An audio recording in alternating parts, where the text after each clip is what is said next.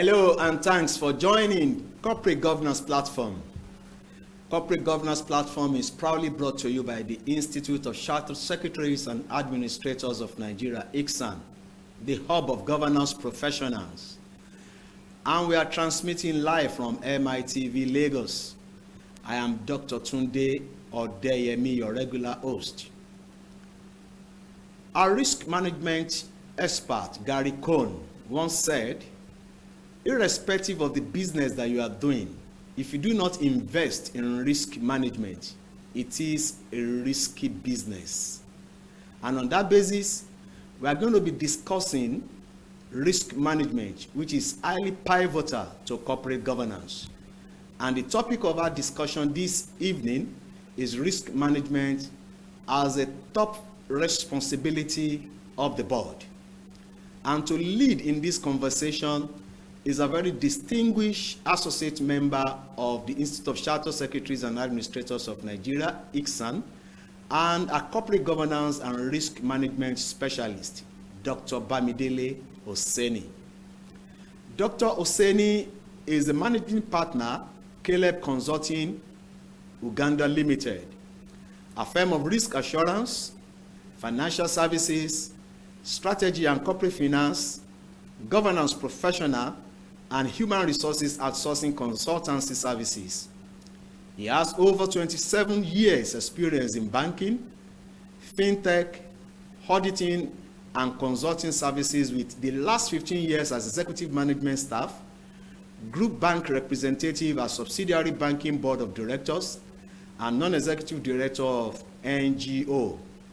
He is a Pan-African and seasoned risk management professional, and he has provided risk leadership for several banks in the East, West, and Southern Africa to design and implement a robust enterprise risk management framework and culture that has supported these banks' business growth within their risk appetite thresholds. He has understanding of banking market and regulatory framework in over 24 African countries in the Eastern, Western, Northern, and Southern Africa. Is a certified risk manager by KPMG Sweden, certified management consultants, fellows of several local and international professional bodies such as ICANN, National Institute of Credit Administration of Nigeria, NICA, Institute of Management Consultants of Nigeria, Associate of Chartered Institute of Taxation, and of course, Institute of Chartered Secretary and Administrators of Nigeria, ICSAN. Dr. Oseni holds bachelor's degree from Obafemi Awolowo University in Agric, Masters of Arts degree in Economics from Kampala International University, Uganda, and 2 honorary doctorate degrees. He is an international trainer and a speaker on many international conferences. Dr. Bamidele Oseni, it's a pleasure to have your corporate governance platform. Thank you once again, Dr. Odeyemi. It's been a nice time here. Thank you. Risk management is something that we cannot joke with. Especially, it's one of the pillars, strong pillars of corporate governance. Correct. And I want to believe that our viewers will have 1 or 2 things to take away from this evening's conversation. And to be part of our conversation, you only need to send a text message to ask a question or to make comment. Send your text message to 080-2323-1287. I take the number again. Only text message to 080-2323-1287. You have the number on your TV screen. So, Dr. Oseni. Yes. Let me start by saying that what exactly or how exactly can we define risk management? Risk management, as I said earlier, we distinguish, there are 2 things. There's a risk management, there's enterprise management. Okay. Risk management is an integral part of the process of management to identify, assess, mitigate, measure, mitigate, and control potential events that affect institution objectives. Now, the objective of risk management is to ensure, it's a process, it's a way of life, the organization form to ensure whatever they are doing in their business, they look for those activities, those processes, those events that can impact negatively on the achievement of the objective organization. Now, when we look at enterprise-wide risk management, that's one is looking at, okay, it's also a process, but this time around, it's looking at it from the perspective of process put in by the board of directors. Remember, risk management is put in by the management. Okay. Risk management is a process in place by the management to identify, assess, measure, control, and report risk. Enterprise-wide risk management is a process instituted by entity board of directors, top management, and all other personnel apply to strategic setting of the organization with objective to identify potential events that can affect the entity objective and provide a reasonable assurance that this potential event are managed in line with the appetite, the risk appetite of the institution. You remember, we didn't talk about risk appetite in the risk management process. Because why? It's a process to just identify, assess, because it's what management used to implement risk management. Now, the word enterprise is the strategic document put in place from the risk management perspective by the board of directors to say, this is our risk appetite as a board. This is the business we want you to do management. This is how we want you to run. These are the limits we are putting in place for you. Now, management goes about doing that based on what the board has given them. Okay, I want to get a clearer picture here. You have told us risk management falls under the purview of the management. Enterprise risk management falls under the purview of the directors. Yes. Now, when we talk about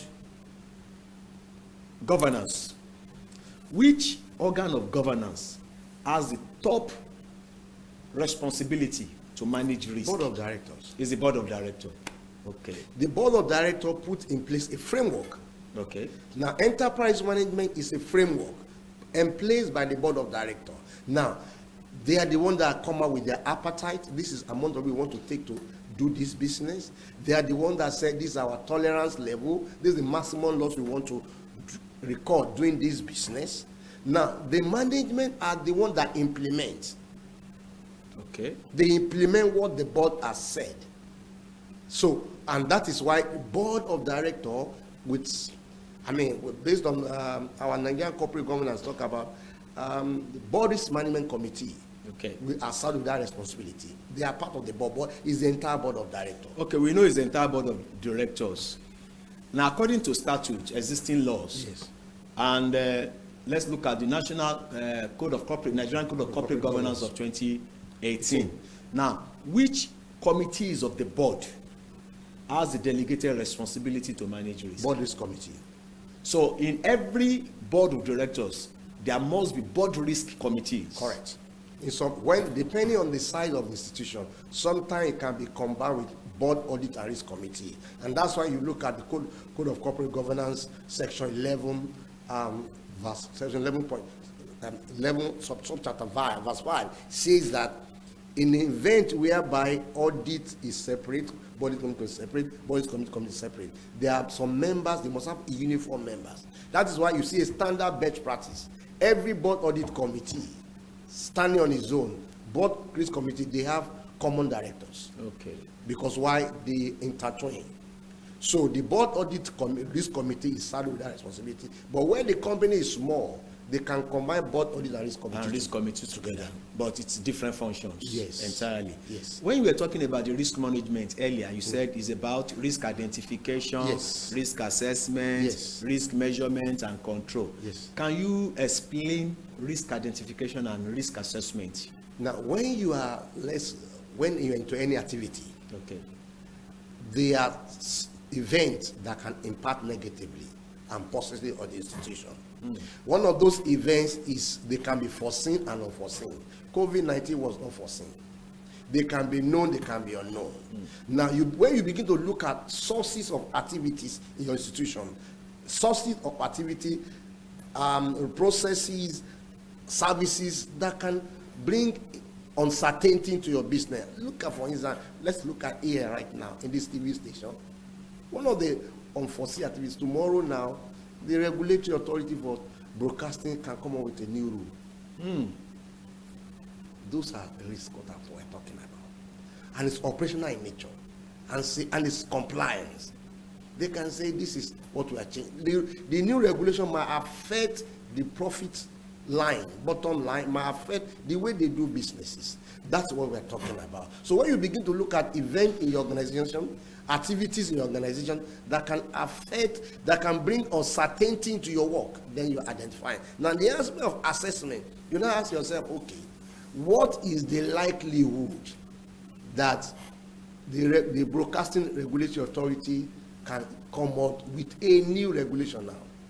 Likely, unlikely, very likely, very unlikely. Now if it's likely, what is going to be the impact? That's where the issue is. So if the impact is such that it's going to affect, it's going to increase the costs of doing this business, then that's what we're talking about. That's, you are not assessing now. Assessing is that time you begin to look at what's the likelihood of this event happening, what is the frequency. You know, COVID-19 has never happened in 100 years, just one, and see how many businesses, how many lives that have died by that uncertain event. And that's what we are talking about. So when we begin to assess the likelihood, the frequency, the impact, then that's the assessment.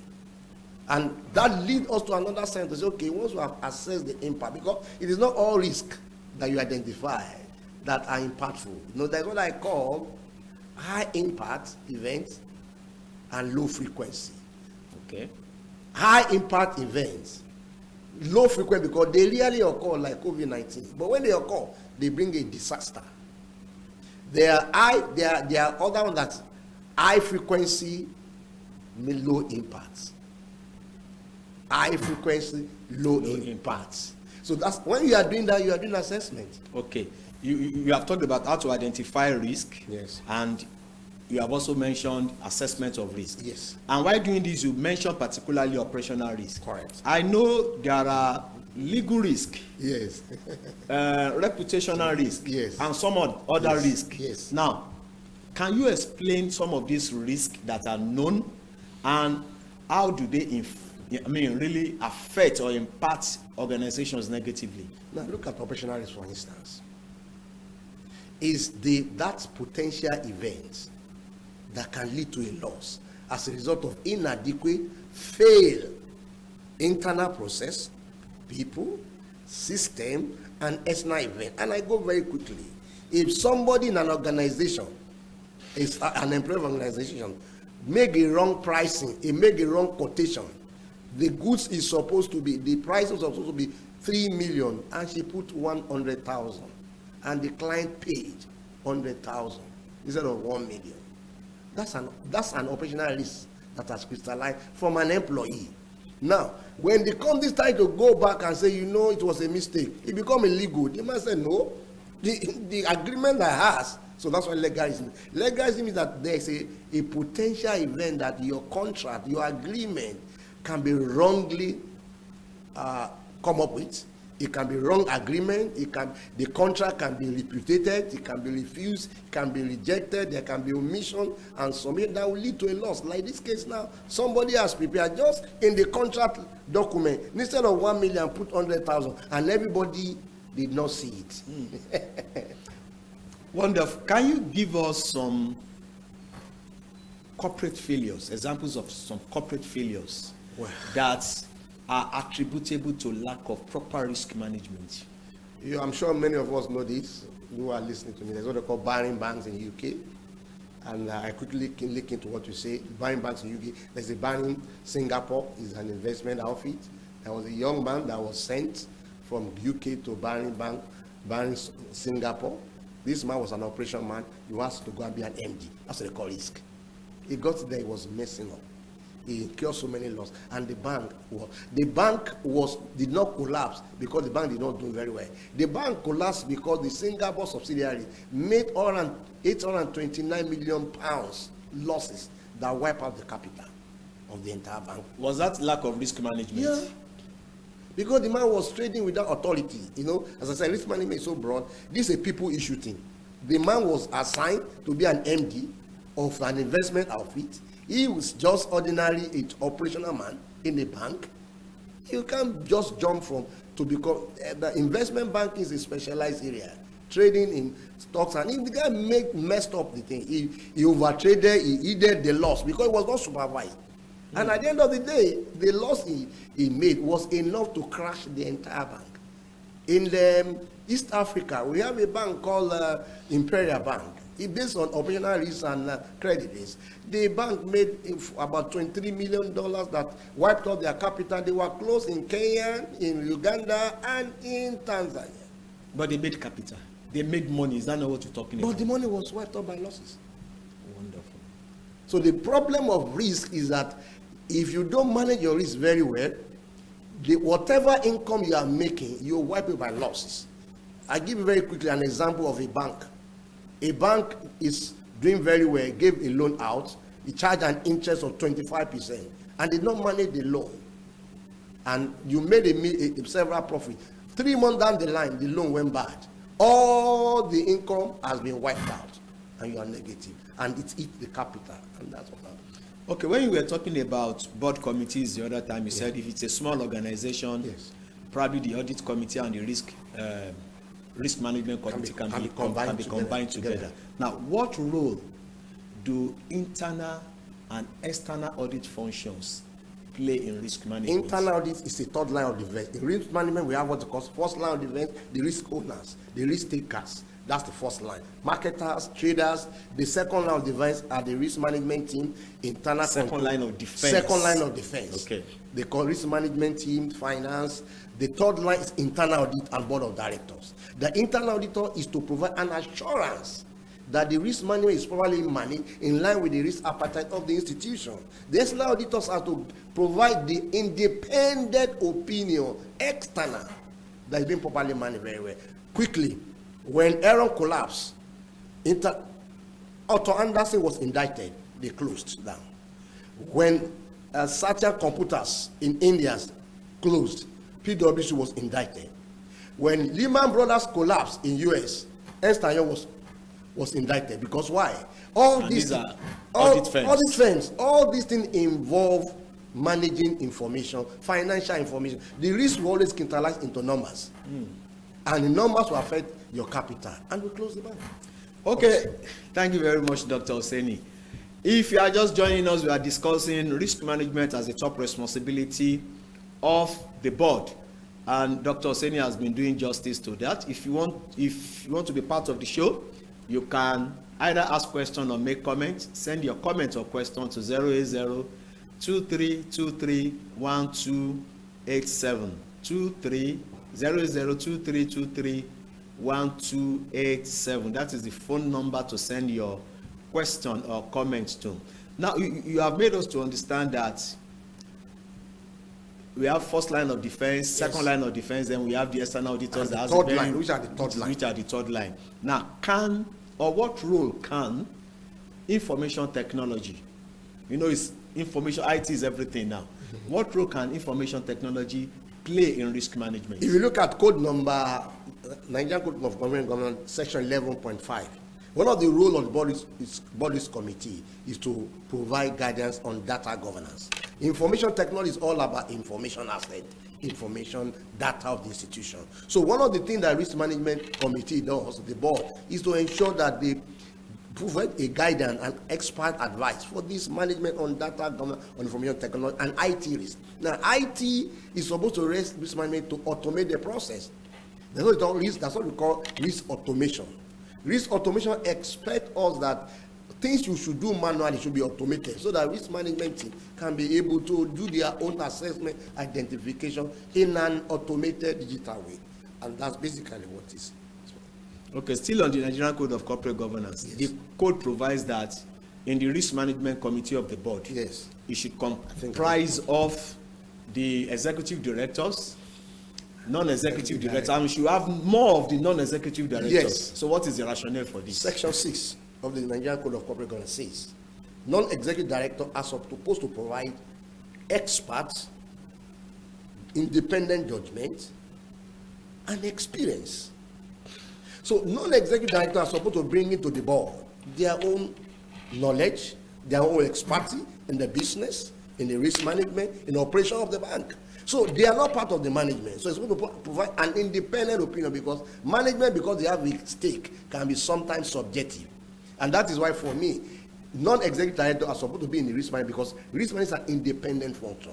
So you need independent mind to look at it from independent perspective. You want management to be there so that they can be able to respond to the issue that there is. For instance, the code of conduct is still very simple. It's still very, let me not say simple, more not too stringent, because the standard practice is that whoever share the risk committee should be an independent non-executive director. Okay. Independent means that he doesn't have up to 0.01% capital. He's not an employee for the last 5 years. He's not a relative. So he bring us a objectivity so that he can provide assurance to the stakeholders and trust and confidence. Okay, I have a question from one Mr. Bamidele. His name is Bamidele Adeogun here. Yes. He said, "You are doing very well, sir, but can risk management forestall corruption in corporate organization?" Now, let me tell you very clearly, risk management is not to stop risk.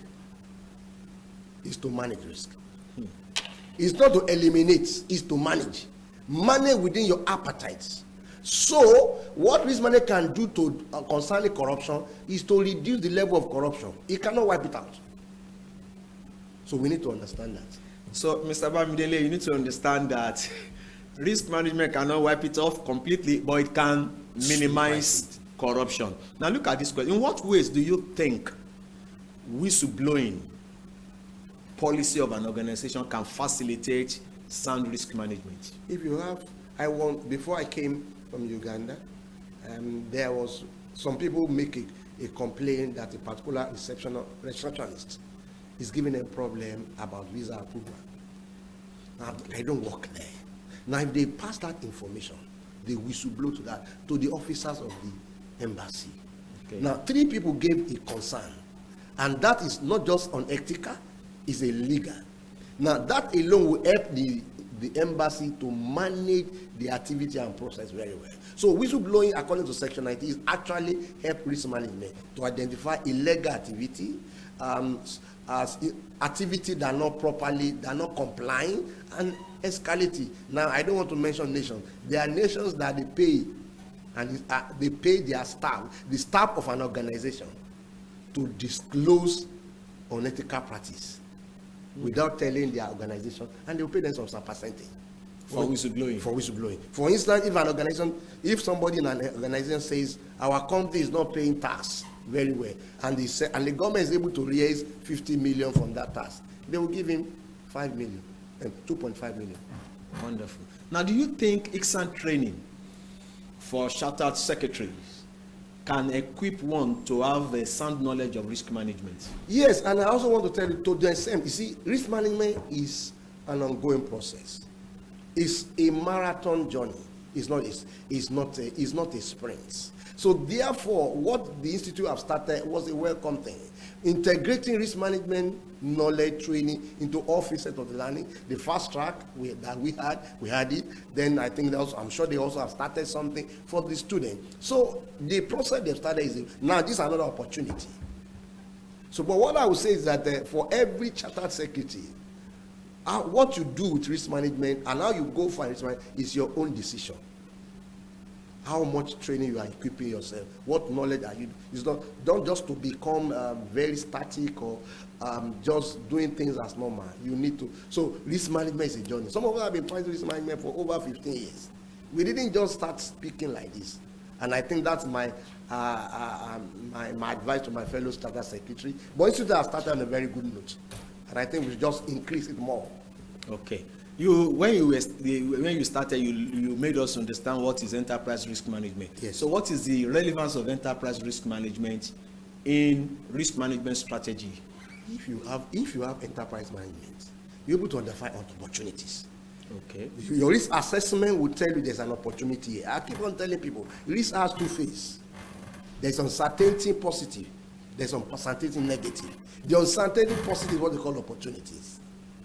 The uncertainty negative is what they call loss.